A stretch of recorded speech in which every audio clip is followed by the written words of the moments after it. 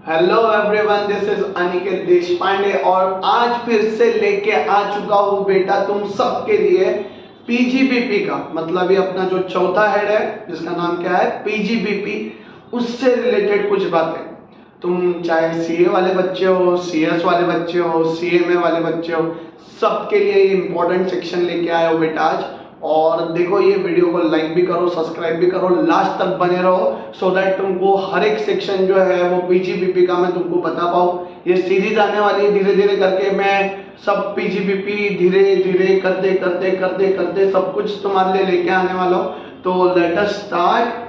आज जो सेक्शन लेके आया हूँ वो सेक्शन है सेक्शन 44 वाला। और जैसे तुम लोगों को पता है ये पीजीबीपी के कहीं ना कहीं सबसे इंपॉर्टेंट सेक्शंस में से ये सीरीज जो है वो बन जाती है। ठीक है, तो सबसे पहले जो आज अपन चालू करेंगे दैट विल बी सेक्शन 44। आज दो सेक्शन देखेंगे, एक तो 44 और एक तो 44AA। इसके बाद सीरीज बढ़ते जाएंगे, हर 2 दिनों में, 1 दिनों में मैं तुम्हारे लिए कुछ ना कुछ पीजीबीपी का लेके आने वाला हूँ। ठीक है, तो लेट अस स्टार्ट। ध्यान दीजिए सब जन। अब बेटा जैसे तुम लोगों को पता है पीजीबीपी में बहुत सारे टाइप के डिडक्शन अपने को मिलते हैं, है ना, डिडक्शन मिलते हैं। और जब भी तुम लोग बिजनेस या फिर प्रोफेशन करते हो तो तुम लोगों को ये सारे डिडक्शन जो 32 से 30 से ही चालू हो जाते हैं, 32 भी नहीं बोलूंगा मैं, 30 से ही चालू हो जाते हैं, वो सारे डिडक्शंस अपने को क्या हो जाते हैं, एप्लीकेबल। तो आज जो सेक्शन देखने जा रहे हैं दैट इज सेक्शन 44। और सेक्शन 44 सबसे पहले बोलता है कि अगर तुमने बिजनेस स्टार्ट किया हुआ है काय का, इंश्योरेंस का, काय का, इंश्योरेंस। अच्छा सर ये बता दो इंश्योरेंस मतलब क्या होता है। तो दो टाइप के इंश्योरेंस होते हैं, एक तो जनरल इंश्योरेंस, एक तो लाइफ इंश्योरेंस। अगर मैटर बड़ा है, अपने बॉडी से रिलेटेड है तो वो हो गया लाइफ इंश्योरेंस। अपने ऑफिस से रिलेटेड है, बिल्डिंग से रिलेटेड है, आग लगने वाली है, कार का आग लगने वाला है, कुछ होने वाला है, तो वो कौन सा हो जाएगा, जनरल इंश्योरेंस। तो अगर तुमने कौन सा बिजनेस चालू किया है, इंश्योरेंस बिजनेस, कौन सा सेक्शन में, 44 में, तो किसको किसको एप्लीकेबल हो जाता है। देखो सबसे पहले एप्लीकेबल होता है म्यूचुअल इंश्योरेंस कंपनी को। तो सबसे पहले किसको एप्लीकेबल होता है, म्यूचुअल इंश्योरेंस कंपनी।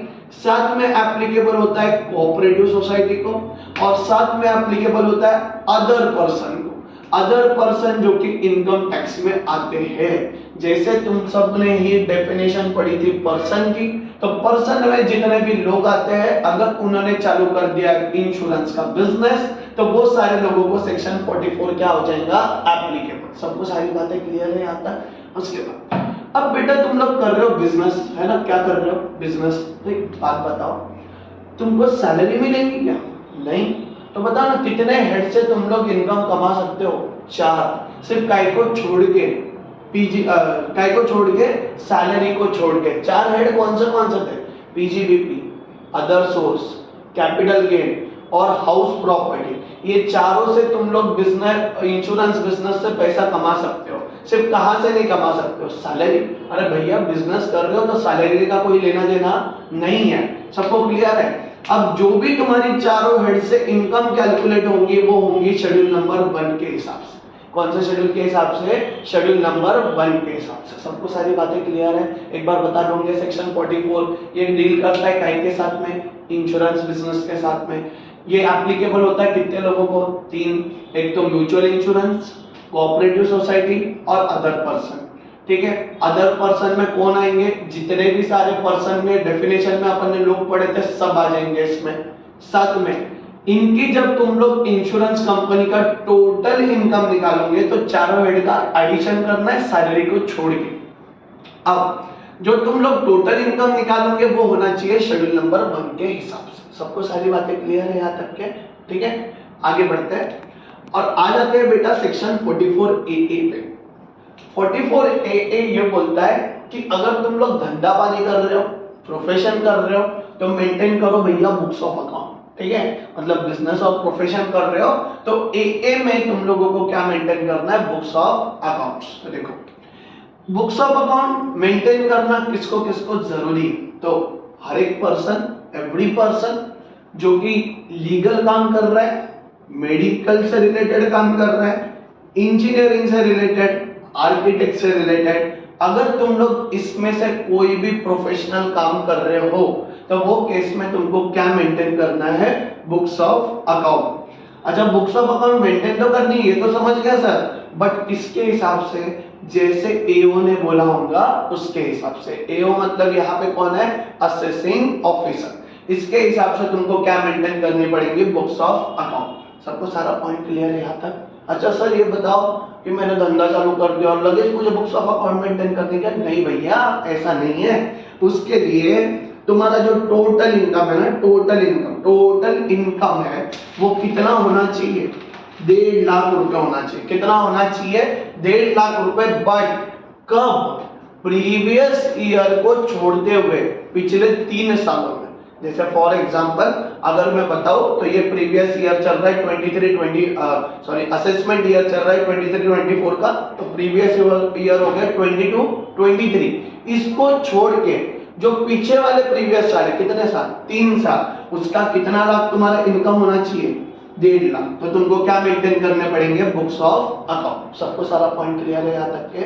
उसके बाद आगे क्या बोलता है कि अगर नए से धंधा चालू किया, ये तो पुराना वाला धंधा है भैया, 4 साल हो गए, मतलब पुराना धंधा है। ये कैसा धंधा है, न्यूली सेटअप प्रोफेशन है भैया। न्यूली मतलब अभी चालू किया, और इसमें भी अगर तुमने कमा लिए 1.5 लाख या उससे ज्यादा, कौन से ईयर में, प्रीवियस ईयर में, तो भी तुमको क्या मेंटेन करना पड़ेगा, बुक्स ऑफ अकाउंट। सबको सारी बातें क्लियर है?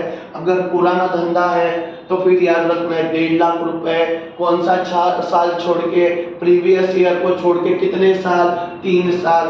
नया वाला धंधा है तो कितने लाख रुपए, 1.5 लाख रुपए, कौन से ईयर में, प्रीवियस ईयर में। सबको सारी बातें क्लियर है क्या यहाँ तक के? बड़े आगे। उसके बाद अगर प्रोफेशन चालू किया किसी बंदे ने, प्रोफेशन चालू किया, कौन से पॉइंट में का प्रोफेशन बता रहा हूं मैं, तो अगर कोई बंदे ने लीगल, मेडिकल, इंजीनियरिंग, आर्किटेक्ट, इससे रिलेटेड अगर कोई प्रोफेशन चालू किया हुआ है तो वो केस में उसको भी बुक्स ऑफ अकाउंट मेंटेन करने पड़ेंगे।